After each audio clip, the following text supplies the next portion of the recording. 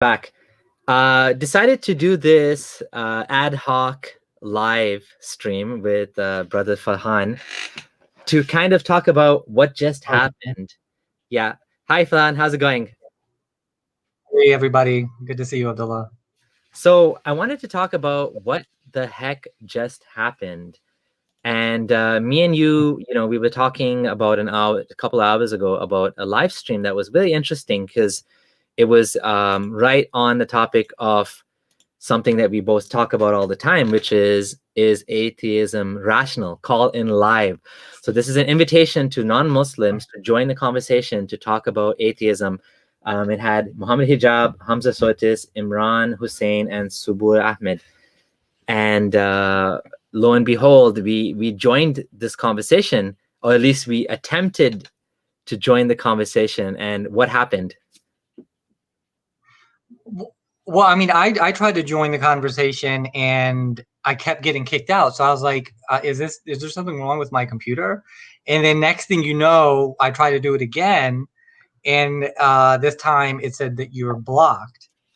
So I was like, hold up, what just happened? I thought that this was going to be a genuine philosophical conversation about the nature of reality, about what is rational and what is not rational.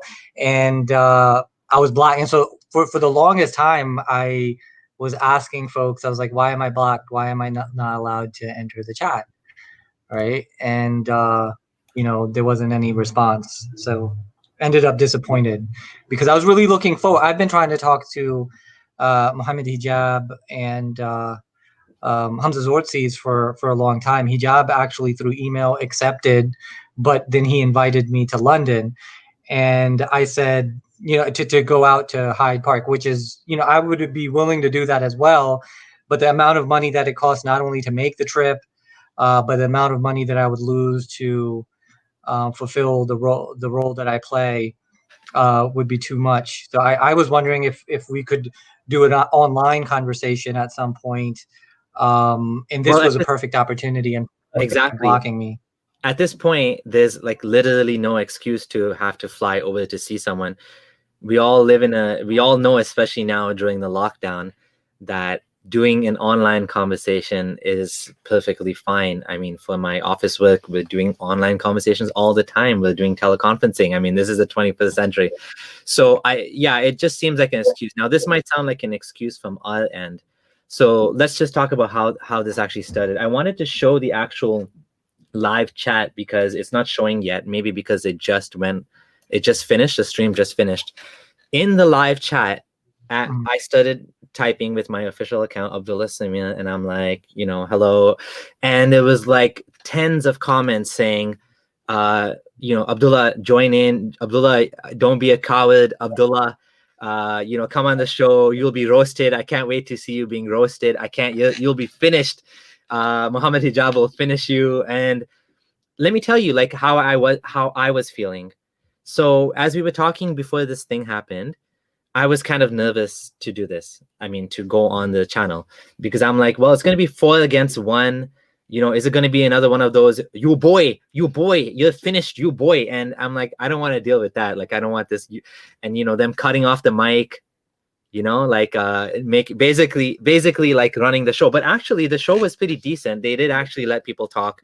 They were respectful. They gave people a chance to like give the thoughts. But unfortunately, the first thing that happened was I got banned from the chat. And I was trying to leave a super chat, and it's like, oh, super chat cannot go through. I'm like, oh, that's weird. So I'm like typing. The messages were going through just fine on the live chat. But then I said, okay, let me check and see if I'm banned, because why would the super chat not go through? So I went into my other account, Abdullah Abu Adam, and lo and behold, none of my messages were showing. And everyone's like, oh, Abdullah Samir ran away. He ran away. And I was like, what? And they're like, oh, he's a coward. I'm like, what? I was nervous about doing this whole thing. I wasn't so super confident talking. I mean, these guys, this is a full-time job, right? They're spending the days studying arguments for Islam, studying philosophical arguments against Islam. And this is what they do for a living. I don't do this for a living. I spend my spare time doing this. So I was personally nervous. why did you want to join the conversation? Like, what was your sort of motivation? What did you want to come across? Or because you're not atheist yourself, how do you describe yourself? Like, what's your position? Right. So I from a philosophical point of view, I to be an agnostic theist, and so agnosticism points to the fact that none of the arguments reach a necessary conclusion. So we don't know. I certainly don't. And then theism is a speculative or belief that there is a God for whatever reason I choose to give, right? But I wanted to talk about the fundamental nature of reality. Mm-hmm. You're cutting out a little bit. The truth claim, or the philosophical arguments for God's existence, challenge that narrative. Yeah. Okay. Okay. So in a nutshell, the idea was to have a philosophical discourse on the nature of reality and the truth claims that they're making, whether they can make those truth claims, that the arguments that they have, that they reach a necessary conclusion. I did want to touch on, some of the other topics that they mentioned. Obviously, hell was brought up. Mm-hmm. So that's my pet peeve conversation. And they kept on bringing up evolution. And I wanted to ask them about their alternative view to biological evolution. And so those are just some basic questions I wanted to put their way, and it was going to be as simple as that. So I don't understand why you and I were blocked. And they're saying that they're going to have another program next week. There were some Muslims, as you saw in the chat, who were like, give Farhan a chance, which I was grateful for. I appreciate those Muslims who did think that, but I wasn't given a chance, which I was disappointed in. Mm-hmm. Yeah, it strikes me as strange that they have this show that's called Call In Live, Is Atheism Rational? And then the very people that are atheists or agnostics, and they kept posting in the comments, we're welcoming non-Muslim atheists and agnostics. Please join. If you're a Muslim, please leave the studio, like the call-in studio, because we want non-Muslims. We want to focus on non-Muslim atheists. And lo and behold, I'm a non-Muslim atheist. You're an agnostic. The fact that we're murtad or ex-Muslim is sort of beside the point, because like obviously you'll find all sorts of atheists, right? There's ex-Muslim atheists, but there's also Hindu atheists. And what I noticed was they kept picking people that were not previous Muslims. For example, Lance, this guy, Ask Yourself. There was another guy, his name was Tom T Jump. He has a channel, an atheist channel as well. None of these guys have any familiarity with Islam, which is not really, I mean, I'm not even sure why it even matters if we're talking about, is atheism rational? Why does it matter if I was a former Hindu, or if I was a former Christian, or if I was a former Muslim? Why exclude former Muslims from this dialogue?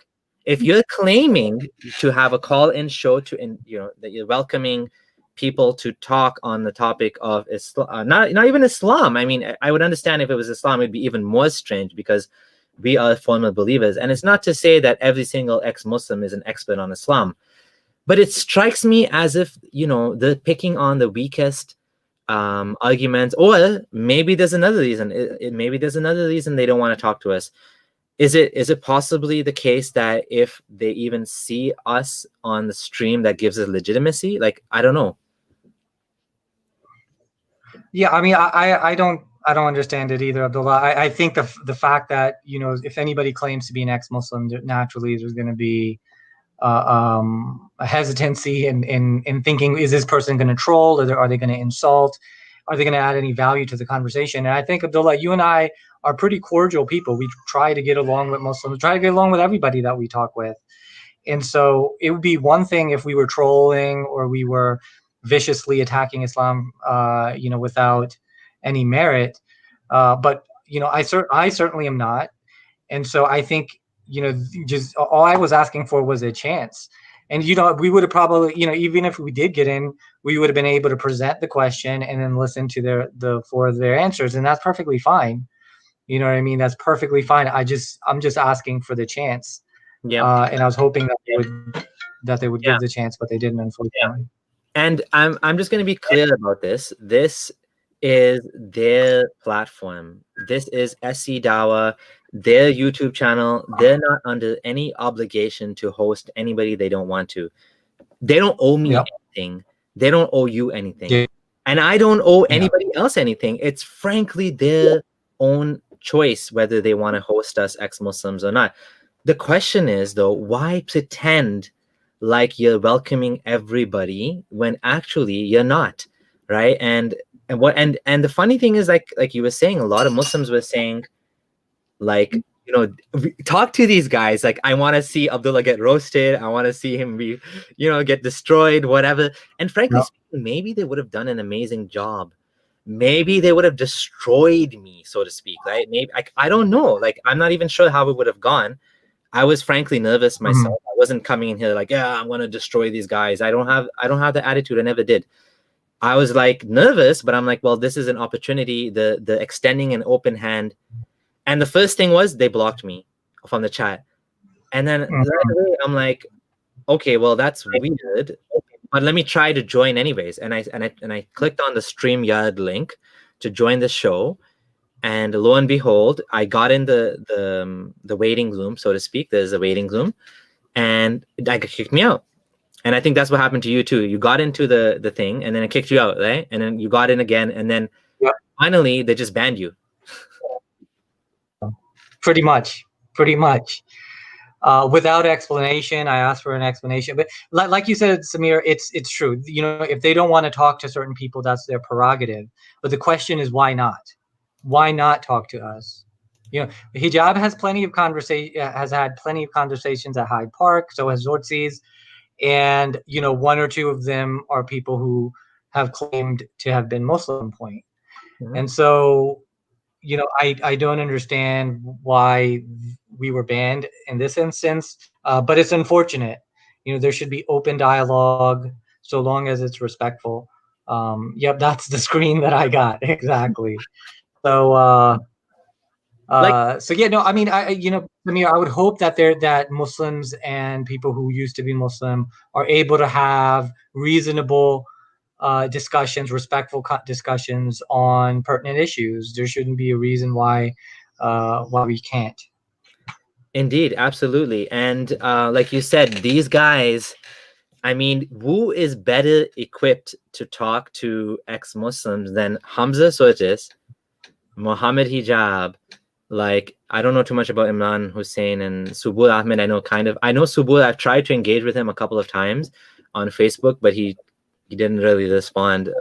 It's his choice again. But like, if these guys are not willing to talk to us, I mean, I don't know. And it's not just me, even you. Like, even you were not allowed in the studio, and you were like actually blocked.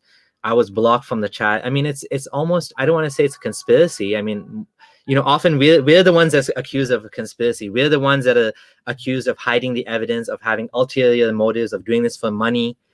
Like, people were saying to me in the live room, oh, you're not going to get your $10 donations if you do this. Ha ha ha. Like, people are going to cancel the donations to you. But what about the donations to Aida? What about the donations to Mohamed Hijab, to Hamza Tzortzis? So all of these guys are benefiting financially. These guys live off dawah. This is their bread and butter. And if their bread and butter is to make money, what is it? Are we the cog? Are we the wrench in the cog that is, throwing the wall thing, breaking apart the wall sort of illusion of them being unbeatable? Because, Mohamed Hijab has a reputation. He debated David Wood, and he had his conversation with Alex O'Connor. That there's a lot of issues there as well. But like, he comes across as a person that's willing to die. And maybe, I'm not even sure it's his fault. I don't know who decided, but clearly they were completely ignoring us, not addressing. And then halfway through the conversation, they started to post, "Oh, ex-Muslims are not the focus of this show." But what does my ex-Muslimness have to do with whether atheism is rational? With anything, right? Exactly. And you're exactly. You're saying they invited stop spamming, but not you. I was like, what's up with Stop Spamming being invited on, but you and I apparently being banned. I don't know if you tried to join the chat, the chat and got that you did, and it said that you've been blocked. No. They kicked me out like 2 or 3 times, and then I just stopped trying. They take it a step further. But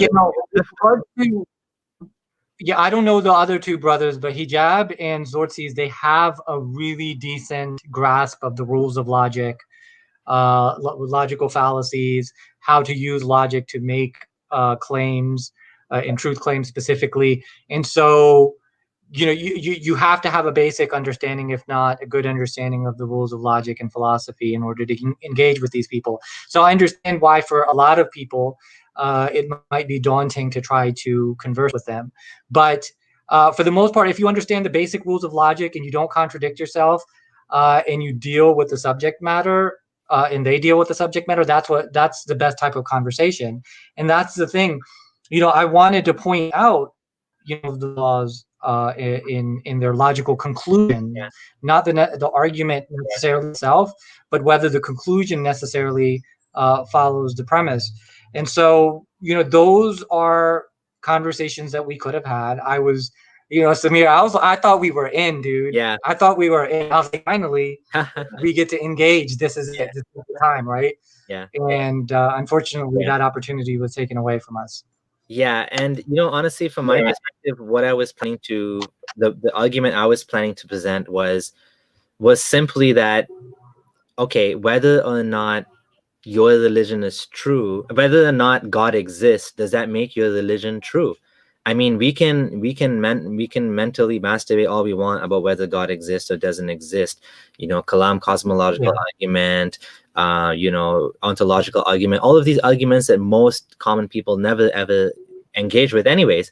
But at the end of the day, what matters is, did God send a revelation? I mean, I think it's simple enough to kind of present that and let them argue about, well, if you're saying that atheism is irrational, atheism to me is simply, I'm not convinced by the evidence for any God claims, right? Like any of the God claims. So, you know what I mean? It's a skeptical point of view.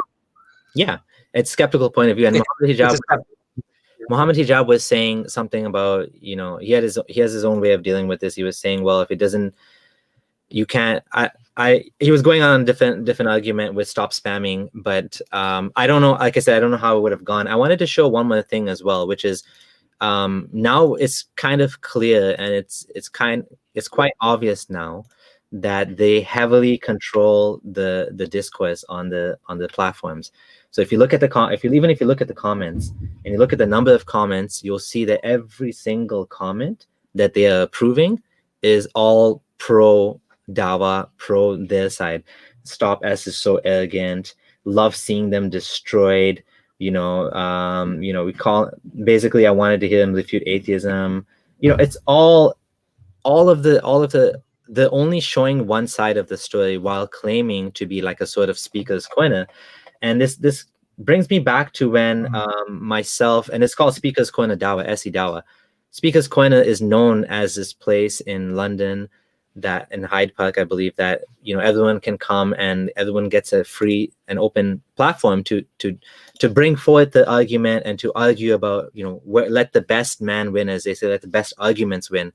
So they're conveying a sort of like, we are open and honest and ready for dialogue, but it just doesn't feel that way, to me. I don't know if you notice. Yeah, I mean, and you never know, they might change their mind and invite us, next week or the week after that. I mean, if I were to guess, I would imagine they blocked you. They blocked me from the chat. Yeah. It doesn't feel like they're willing to engage with us. Right. Maybe it was too spontaneous for them, and they didn't know how to handle it. I don't know. I don't know what the reason is, but there shouldn't be a reason that should keep us from conversing. Certainly, I don't think that they're afraid to talk to us. They might be weary of giving ex-Muslims a platform in the sense that it might encourage others to question Islam, right? They don't like the idea of an ex-Muslim being visible to them, to Muslims who might be on the fence or might have had doubts, and we reinforce those doubts, that kind of thing. There could be all sorts of psychological reasons in terms of why you might want to prevent somebody from speaking. But this is not, this is not personal. It's simply about truth claims and rationality. The nature of reality, what is it, and what represents it best. And if those are conversations that anybody should be able to have with them. They have sound knowledge as it pertains to, philosophy in general, the Enlightenment philosophers, logic, all that kind of thing. So they should, by logically speaking, they're not afraid of speaking to arguments that we're going to present. I wouldn't think so. Exactly, it's just the ex-Muslim factor, right? Yeah. And so, I think you're right. I'm disappointed. I thought this is the thing was changed. The game was changing. Because like I said, it's happened to me before. Like Abdullah Gondal and I were actually kicked out of a group. This was way back in 2018, and it was called Speakers Corner Hyde Park. It was a Speakers Corner group, and it was for interfaith dialogues, Muslim, Christians, atheists, and agnostics. And we got kicked out of the group for, in my opinion, no good reason, just because we were rocking the boat too much. I don't know. I'm not sure what it is, but it's disappointing to see this sort of thing happen over and over again, right? And maybe they think we're trolls, and we don't actually. I don't know. Maybe they think we're irrelevant. I don't know how they can think that at this point. That's besides the point now, right? But if I made a list of all of the times this happened, it's kind of a depressing list, right, on my blog, and it's just happening over and over and over and over again, where we would have an offer to discuss and just would not go through. We'd get blocked. The video would be removed or deleted. Yasir Qadi, for example, even blocked me after that whole incident happened. It was only twice that this actual discussion that I've been able, since I was logging it. I haven't been logging it lately, but there was 3 times that we had a conversation, right? Nadir Ahmed, him, he had a conversation with us. Another fellow from Facebook that Abdullah Gondal and I both know, but he didn't want to use his real name, he had a conversation with us. And then Omar Abdul Fattah had a discussion with Abdullah Gondal. So there was a couple of cases where this happened, but overall it's just really disappointing to see this is a pattern, and I do hope it changes. I do hope that we have more conversations and dialogue, and the future is more of us talking to each other, not talking at each other. It's one thing, not to want to talk, but let's deal with this tactic, Samir, that's often used when we do attempt to speak with them or present our views, say in a public platform such as this. That often comes up is, why don't you just move with your life? Okay, you've given up Islam, let it go, move on with your life, type of deal. And that's fine. For the most part, Samir, I think you and I have our own lives that we live.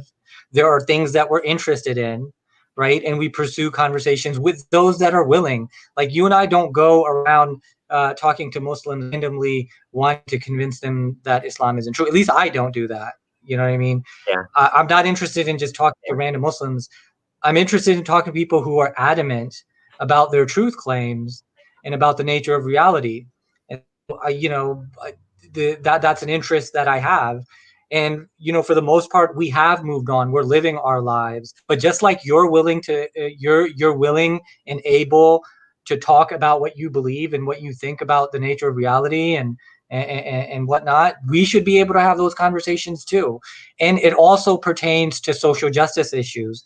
If, for example, somebody who chooses to leave Islam negate right of freedom of speech, that's an important issue too. And I think that should be. I wanted to touch on that in this live broadcast as well. Yeah, exactly. That's a good point. I'm not forcing anyone to talk to me. I'm not going to force them to talk to me, but I do think it's worth calling out what just happened. I do think it's worth pointing out that for whatever reason, we were excluded from this conversation. They have their reasons, whatever it is. They're claiming to want to talk to atheists, but for whatever reason, they're willing to talk to Tom and they're willing to talk to Lance, but they won't talk to Farhan and Abdullah. Now, whatever that is, whatever reasons they have, that's their choice. But it's worth calling out for what it is. So that's all I had really. I didn't want to make this too long. Thank you, Farhan, for joining me for the conversation. Sure. So can I do one more thing? One more thing before we sign off? Is that cool? It's just going to take 2 seconds. So one other thing that I wanted to bring up, because Hamza Tzortzis tried to take this route, and he wasn't referring to ex-Muslims. He was just talking about atheists in general, saying that these are emotional reasons why you think this way or why you believe this way. Even brought up psychodynamics and stuff like that. And my only thing is, what about for people who believe in Islam? How many people do you think that go to the masajid or actually convert to the religion do it for emotional reasons, and that you can psychoanalyze why they're there? It's not fair. If you want to deal with the subject matter, let's deal with the logic and science of it, rather than randomly accusing somebody of having an emotional perspective. Yeah. I don't think that that's fair either. So that's my last spiel. I thank you for inviting me on, Samir. All right. It's been a pleasure, Farhan. And those of you who haven't checked out Farhan's channel, he infrequently uploads videos. He did recently upload a video on Black Lives Matter. So do check out his channel, and Farhan Qureshi. And talk to you guys later. Bye.